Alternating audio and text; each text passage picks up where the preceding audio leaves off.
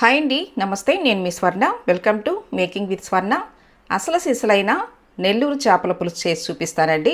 మరి లేట్ చేయకుండా ఎలా చేసుకోవాలో చూసేద్దామా? ఈ చేపల పులుసు చేసుకోవడానికి కావాల్సిన ఇంగ్రీడియంట్స్ అండి: 2 మామిడికాయలు, 3 కిలోల చేపలకి 2 మామిడికాయలు కరెక్ట్గా సరిపోతాయి. అలాగే 4 టమాటాలు, మీడియం సైజు ఉల్లిపాయలు 5 తీసుకోవాలి. తర్వాత 4 పచ్చిమిర్చి వేసుకోవాలి. తర్వాత ఈ చేపలు వచ్చేసి కొర్రమైన చేపలండి. క్వాంటిటీలో వచ్చేసి 3 కిలోల వరకు ఉన్నాయి. ఈ చేపలతోటి నేను మీకు నెల్లూరు చేపల పులుసు ఎలా పెట్టుకోవాలో చేసి చూపిస్తాను.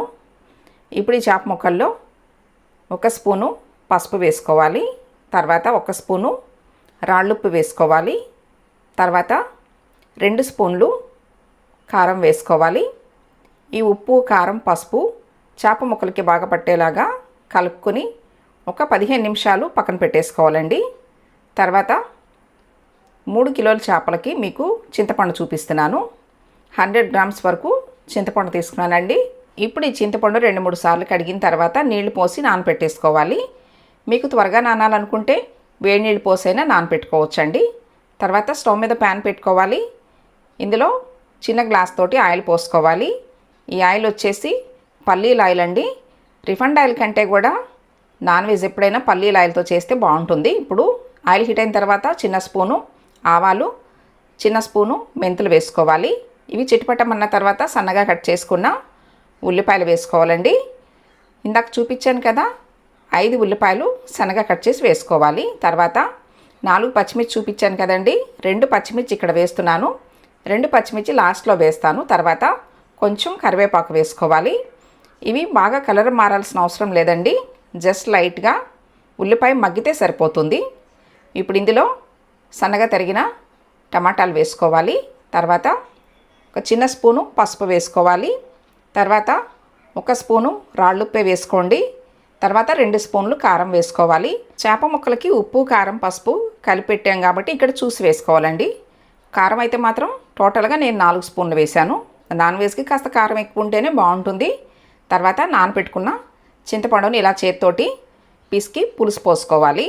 చేపల కూరలో ఎప్పుడైనా కానీ చింతపండు పులుసు కరెక్ట్గా వేస్తేనే కూర టేస్ట్ చాలా బాగుంటుందండి. అలాగే ముక్క తినేటప్పుడు కూడా నీసు వాసన అనేది అస్సలు ఉండదన్నమాట. ఇప్పుడు ఒక 5 నిమిషాలు పులుసును మరిగించాలి. నేను ఇంకా ఈ కూరలో అల్లం వెల్లుల్లి పేస్ట్ కానీ ఏది వేయనండి, వేయకూడదు కూడా. చూడండి, 5 నిమిషాల తర్వాత మీకు చూపిస్తున్నాను. పులుసు బాగా మరుగుతుంది కదా. ఇప్పుడు మనం ఉప్పు, కారం, పసుపు కలిపెట్టుకున్న చేప ముక్కలు వేసేసుకోవాలి. చాలా సింపుల్గా చేసుకోవచ్చండి. టేస్ట్ మాత్రం నెక్స్ట్ లెవెల్లోనే ఉంటుంది. మీరు తప్పకుండా ఇలా ట్రై చేసి మీకు ఎలా వచ్చిందో నాకు కామెంట్ చేయండి. ఇప్పుడు మూత పెట్టేసేసి 10 నిమిషాలు కూరని ఉడికించుకోవాలి. చూడండి, మీకు 10 నిమిషాల తర్వాత చూపిస్తున్నాను. కూర సగం ఉడికిన తర్వాత మామిడికాయ ముక్కలు వేసుకోవాలండి. ముందే వేసేసామనుకోండి బాగా మెత్తగా అయిపోతాయి. అందుకని సగం ఉడికిన తర్వాత ఇలా కాస్త పెద్ద ముక్కలు కట్ చేసుకుని వేసుకోవాలి. ఇందాక 2 పచ్చిమిర్చి వేసాను కదా స్టార్టింగ్లో, ఇప్పుడు 2 పచ్చిమిర్చి వేస్తున్నాను. మూత పెట్టేసేసి ఇంకొక 10 నిమిషాలు కూర ఉడికించుకుంటే సరిపోతుందండి. చూడండి, పులుసు ఈ మాత్రం చిక్కదనం ఉండాలి. ఈ చేపల కూర అనేది పులుసు ఈ మాత్రం ఇట్లా ఉన్నప్పుడే మనం స్టవ్ ఆఫ్ చేసేయాలి. ఆ వేడికి పులుసు అనేది ఇంకా కొంచెం చిక్కబడుతుందండి. చేపల పులుసు ఎప్పుడైనా కానీ చేసిన రోజు కంటే కూడా మరుసటి రోజు తింటే చాలా బాగుంటుంది.